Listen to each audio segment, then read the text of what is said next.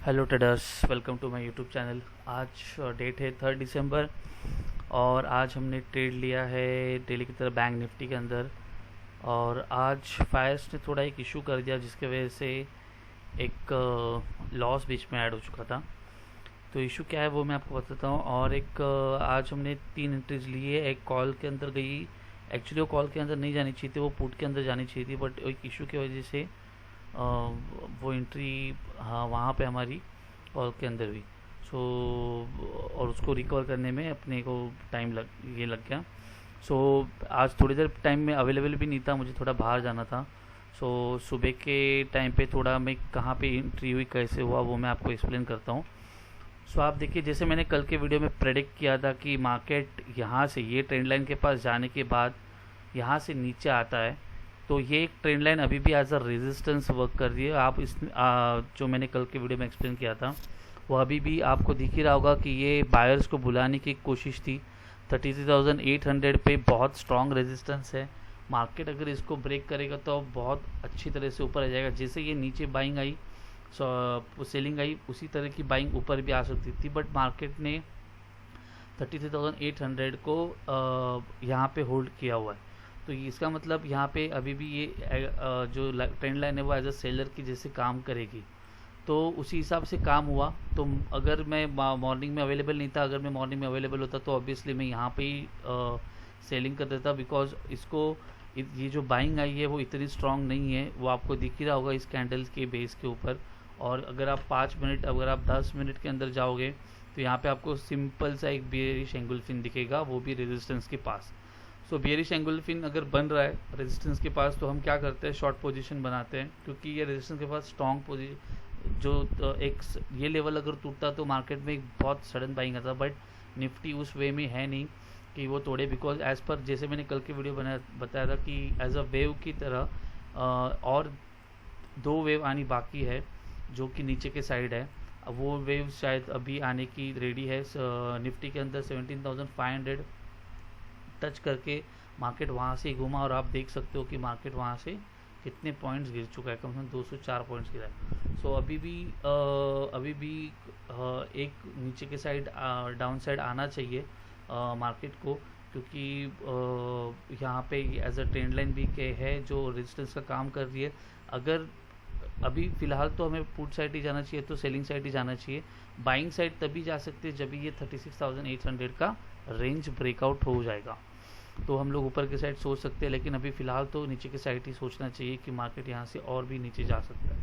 सो अभी ट्रेड कैसे लिया था और कहाँ पे मैं कॉल में फंस गया वो मैं आपको बताता हूँ। नॉर्मली मैं अपने इसमें जैसे एग्जांपल मार्केट अभी मैं जब अवेलेबल हुआ तो ये लाइन में था। तो ये जो एक सडन बाइंग आई थी, ये जस्ट एक बायर्स ट्रैपिंग था, जो सेलर्स बायर्स को बुला के बायर्स बाइंग करवाई जाए, और वहाँ से ही जैसे उनकी एंट्री एग्जिट हो जाए, वो जैसे वो फंस जाए वो सेलिंग उन्हें स्टार्ट हो जाएगी। तो क्योंकि ये बाइंग देख के कोई भी ऑब्वियसली बाइंग करेगा, सडन बाइंग आ रही है यहाँ से। सो मैंने एक्चुअली मुझे पुट लेना था इस लेवल पे, जो कि है ये एक रेजिस्टेंस एरिया है। आप ये देख पा रहे हो, ये ब्लू लाइन 36,700। सो यहाँ पे मैंने पुट के लिए ये किया था 36,700, जो मेरे इसमें एडेड था। यहाँ पे आप देख पा रहे हो ये वाला। सो उसमें मैंने 36,500, जो आप जैसे इसके ऊपर ऐसे क्लिक करते हो, सो उस टाइम पे जब नेट की वजह से इशू हुआ कि पता नहीं, जो मैंने बाइंग के लिए ऐसे ओपन करके रखा था न्यू ऑर्डर, और सडनली मैंने ऐसे क्लिक किया, बट वो ओपन होने में बहुत टाइम लग गया। तो मैंने गलती से 700 पुट की जगह पे 500 कॉल पे ट्रिगर कर दिया, और वो ट्रिगर कर दिया और मैंने ध्यान नहीं दिया। मैं सिंपल यहाँ पे आ गया, और यहाँ पे आ गया और मैं देख रहा हूँ कि मेरा यहाँ पे लॉस हो रहा है। क्यों लॉस हो रहा है मेरे को समझ में नहीं आया, बिकॉज जब मैं ट्रेड करता हूँ तो इस वे से करता हूँ। सो यहाँ पे लॉस दिखना चालू हो गया। मैंने देखा भी नहीं कि कौन से स्ट्राइक प्राइस में मैंने पोजीशन ली हुई है। मुझे लगा कि ये मैंने 36,700 में पोजीशन ली हुई है, बट जैसे जैसे ये नीचे आता गया मेरा लॉस बढ़ते गया। इसके लिए मैंने जस्ट ओपन करके ऐसे देखा तो मुझे पता चला कि यार मैंने कॉल में एंट्री ली करके। सो इसके वजह से ये आज 2461 का लॉस हो गया। जो एक फायर्स के साथ भी मैंने ये रेज इशू किया हुआ है कि मैंने जो जब ये स्विच कर रहा था वो टाइम पे मैंने, जो मेरे पास ओपन था वो 700 पुट था, तो 500 कॉल कैसे हुआ। तो वो शायद बोल रहे हैं कि यहाँ पे आप स्विच करते टाइम आपने 500 कॉल को एक ओपन किया होगा, और गलती से आपने उसको ट्रिगर किया होगा। सो अभी तो हम लोग ट्रेड के इसमें थे और उसके जल्दी जल्दी में मैंने वो ट्रेड लिया, तो एक लॉस उसमें बुक हो गया। तो ठीक है, तो उसके बाद मैंने उसको कवर करना स्टार्ट कर दिया। तो क्योंकि एक अपना डेली होता है कि 2 या 3 ट्रेड्स आप डेली ले सकते हो, और अगर आपका लॉस मैनेजेबल है, जैसे अभी मेरा प्रॉफिट लेवल मैं दिन की रखता हूँ 3000 रुपीज़, तो लॉस के लेवल भी मैं रखता हूँ कम से कम 2000 तक मेरा लॉस हो, क्योंकि 3000 लॉ प्रॉफिट आप कितना भी चाहिए तो लो, लेकिन दिन में लॉस जो हो वो आपका 2000 तक ही होना चाहिए। बिकॉज अगर समझ लीजिए कि आज के दिन मैंने समझो 5000 का लॉस किया होता, तो पिछले 2 दिन में जो मैंने कमाया है वो सारा आज एक दिन में चला जाता, तो उसका कुछ भी मतलब नहीं है। ट्रेडिंग करके आप एज अ करियर ऐसे कुछ भी नहीं कर सकते। उसके लिए आपको प्रॉफिटेबल इसके अंदर रहना पड़ेगा, जो आप कर सकते हो मनी मैनेजमेंट के थ्रू और उसको कंट्रोल करके। सो 2000 मेरा डेली का लॉस था, फिर भी वो 500 रुपीज़ ज़्यादा हो गया मेरी गलती की वजह से। सो इसको अभी हमने रिकवर करना स्टार्ट किया। वो कैसे किया वो मैं आपको एक्सप्लेन करता हूँ।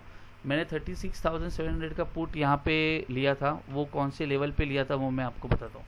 सो यहाँ से मार्केट एक रेजिस्टेंस फेस कर रहा है, और आपको यहाँ पे दिख रहा होगा यहाँ पे एक उसने यहाँ पे उसको एक कैंडल बनी है हैमर टाइप।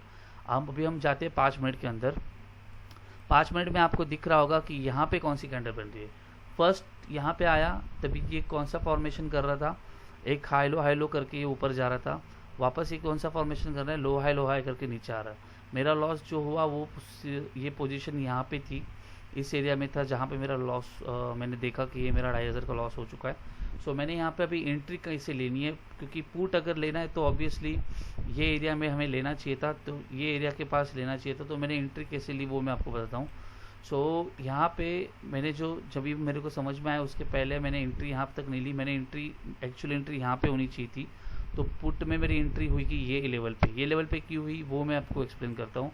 आप देखिए कि ये एक बना हुआ है, यहाँ से रेजिस्टेंस मिला, हैमर बना, यहाँ से एक बेरिश एंगुलफिल टाइप कैंडल बनी है। मतलब हमें 2 कंफर्मेशन मिले रेजिस्टेंस के ऊपर, एक है हैमर और दूसरा है बेरिश एंगुलफिल। उसके बाद यहाँ से मार्केट नीचे आया। मार्केट नीचे आने के बाद उसको और अगर गिरना है तो क्या करेगा, थोड़ा प्रॉफिट बुकिंग करेगा और फिर होल्डिंग करके नीचे आएगा। आप यहाँ पे देखो एक बना हुआ है फ्लैग पैटर्न, ये फ्लैग पैटर्न आप देखिए। और ये फ्लैग पैटर्न जैसे ही ब्रेक हुआ, एग्जाम्पल जैसे यहाँ पे एक बेरिश एंगुलफिन टाइप बनी है, और ये इस पर बहुत सारे सेलर्स भी है, इसकी वजह से ये कैंडल इतनी अच्छी बनी है, वॉल्यूम बहुत ज़्यादा है। और आप देखो कि ये फ्लैग पैटर्न का जो मैंने video pole and flag pattern में आपको बताता हूँ, उसके हिसाब से यहाँ पे आप देखो कैसे सेलिंग आई, एग्जैक्टली इतनी सेलिंग। ये जो ब्लू लाइन है वो मेरा टारगेट था। सो इसके यहाँ पे मैंने सेल आउट, जैसे यहाँ पे आप अगर 1 मिनट में जाओगे तो आपको पता चल जाएगा कि ये पोल एंड फ्लैग कैसे बना है।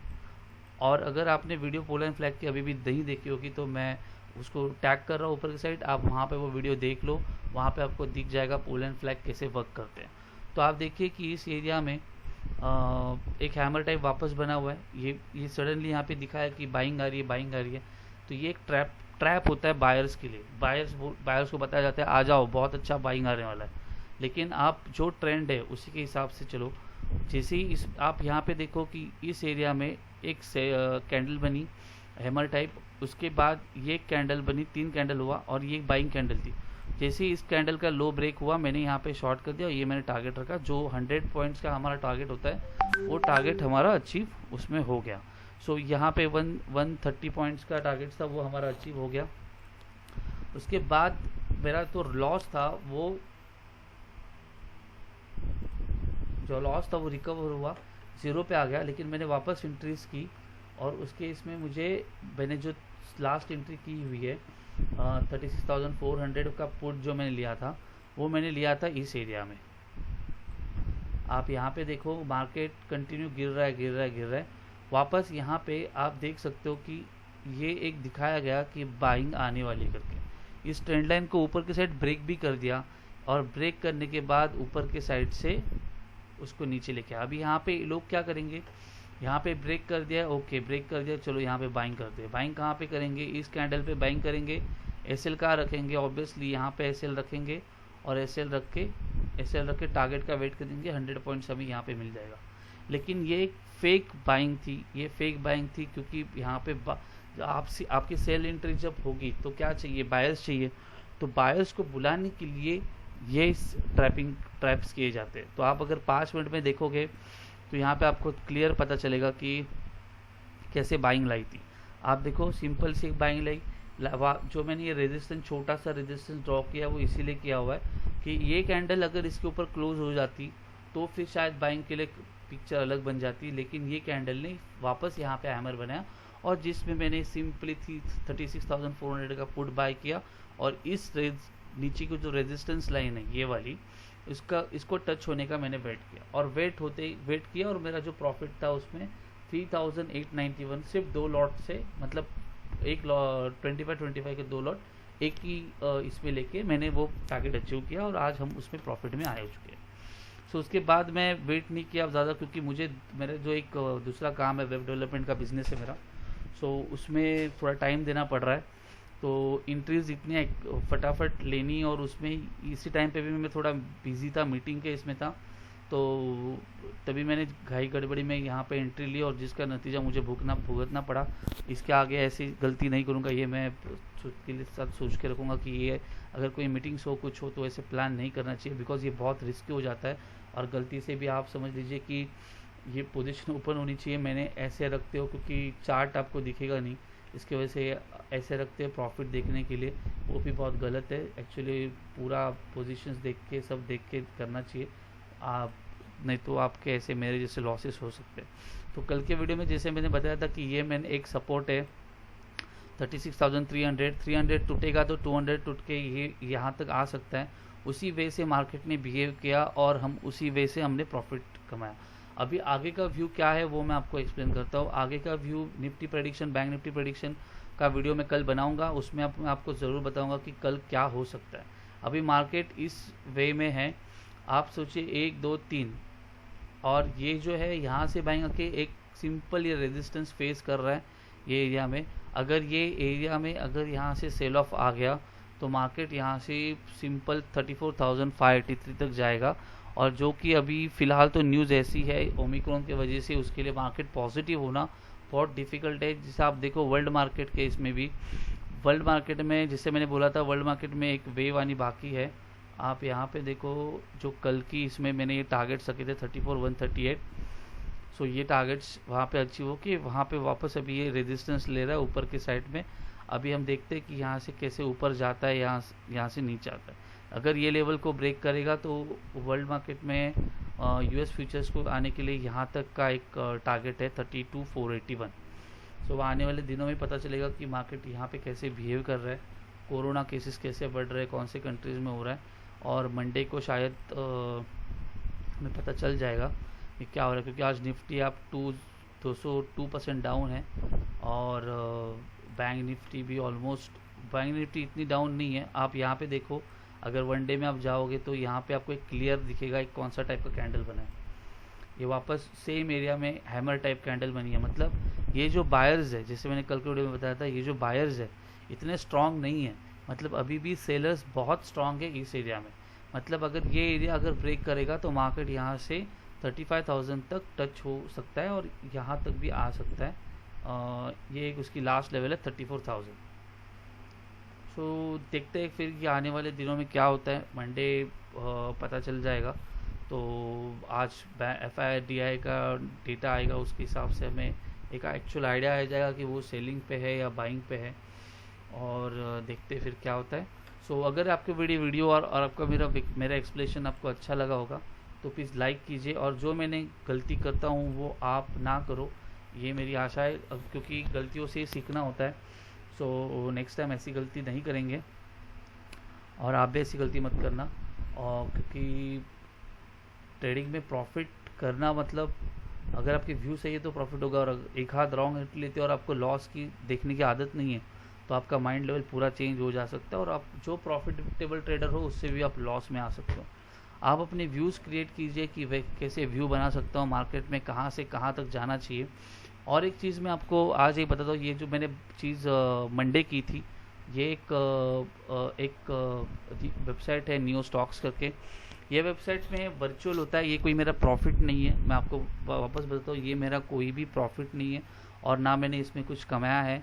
ये जस्ट एक वर्चुअल साइट है जिसके अंदर हम लोग स्ट्रैटेजी टेस्ट कर सकते हैं। जहाँ पे हमें 10 लाख रुपया या तो आपको 1 CR भी ऐड करना है तो भी आप इसमें कर सकते हो।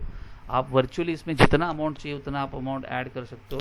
इससे आपको फ़ायदा ये होगा कि जो आप स्ट्रैटेजी बना रहे हो वो आप टेस्ट करने के लिए आप इसका यूज़ कर सकते हो। जैसे कि एग्जांपल आप देखिए कि मैंने ये 30/11 को लिया था।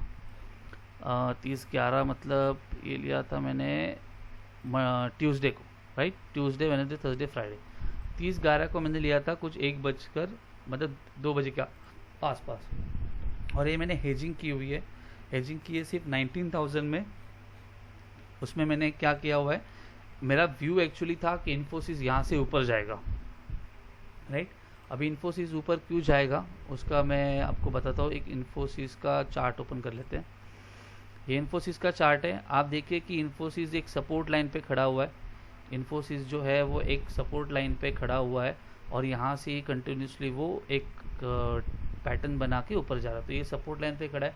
मैंने कुछ 17-16 के आसपास यहाँ पे बाइंग की थी और मार्केट वहाँ से वो यहाँ पे पिन बार टाइप भी कैंडल बनी है, बट यहाँ पे उसके बाद सारे रिकवर होके मार्केट यहाँ से ऊपर चला गया। तो आज इसने हाई मारा था 1786, तो इसका प्रॉफिट कुछ बहुत ज़्यादा था। अभी एक्चुअली अगर आप ये एंट्री छोड़ दोगे तो इसमें मुझे 10,000 का प्रॉफिट है। तो इसमें मैंने किया क्या, सिंपल मेरा व्यू क्या है, मार्केट ऊपर जाएगा, इन्फोसिस ऊपर जाएगा, मार्केट नहीं, इन्फोसिस ऊपर जाएगा। सो मैंने इन्फोसिस का एक फ्यूचर बाय किया। तो और मैंने एक दिसंबर 1700 का पुट बाय किया। 1700 का पुट बाय इसके लिए किया, अगर मेरा व्यू रॉन्ग हो जाए, जिसे अगर समझो 1716 पे मैंने बाइंग की है और मैंने जो बाइंग जो मेरा इन्फोसिस का पुट है वो मैंने इसके लिए उसको हेज किया, बिकॉज अगर 1716 से वो मार्केट नीचे आता है, इन्फोसिस नीचे आता है 1700 के यहाँ तक जाता है, तो ये ऑब्वियसली ये जो पुट है वो प्राइस इंक्रीज होनी स्टार्ट हो जाएगी, करेक्ट। जैसे आप यहाँ पे देख रहे हो भारतीय एयरटेल का मेरा जो व्यू है वो व्यू है कि भारतीय एयरटेल यहाँ से गिरेगा, लेकिन भारतीय एयरटेल सडनली वो एक अपनी एक वेव कंप्लीट कर रहा है, तो इसके वजह से वो थोड़ा ऊपर गया हुआ है, नहीं तो उसको गिरना ही है नीचे के साइड पे। तो वो मेरा व्यू है, आने वाले दिनों में वो ज़रूर गिरेगा और मैं आपको ज़रूर अपडेट करूँगा। तो मेरी एंट्री थी कुछ 1717 पे और 722 इसका लास्ट ट्रेड प्राइस है। और ये आज यहाँ कल के दिन यहाँ पे 12,000 लॉस भी दिख रहा था, बिकॉज लास्ट अचानक से इसमें एक भारतीय एयरटेल में अचानक से एक बाइंग आई थी ऑल ऑफ सडन। इसमें आप देख पा रहे होंगे ये जो